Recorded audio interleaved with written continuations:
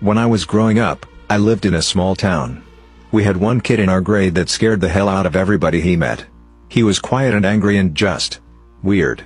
He even had an origin story. When he was in first grade, he saw his brother trying to move the TV cart down the hall, but something went wrong and it fell on him and he died.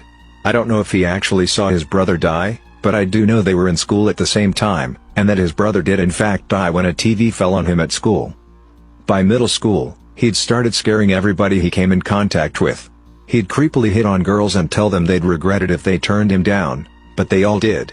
He tolerated a few of us, and he sat with my group of friends and party crew during lunch, but even then, he was still always quiet. About a week or two into 8th grade, I got called to the office and told that because he sat at our lunch table and we seemed to get along, that the school wanted me to eat lunch with him every day in one of the classrooms instead of the cafeteria. It didn't really feel like I had a choice, so I agreed, and we spent the year eating lunch and playing chess. It took a few weeks for him to open up and start talking, and immediately I regretted it.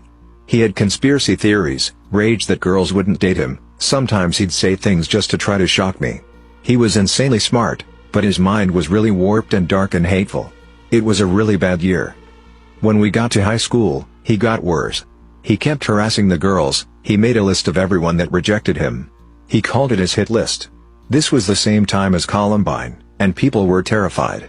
Students and parents tried to get him expelled, but the school board refused. He got arrested because he was playing Counter-Strike with some dude online and asked if he'd ever eaten human flesh, and this gamer, some random dude from another state, got so scared that he called our town's police. When the cops came, he pulled a knife on the cops, and they found several guns, maps of our school, lists of girls that rejected him, and a date circled on the calendar. Still, the school board refused to expel him. Students formed a mass strike on the day on the calendar, and refused to attend class, and pretty much the entire rest of the school year was spent in terror. We graduated and felt like we'd survived, which I remember was a really messed up way to feel. A year or so later, he murdered his parents in their sleep. He shot them and lit his house on fire with buckets of gas all over the house.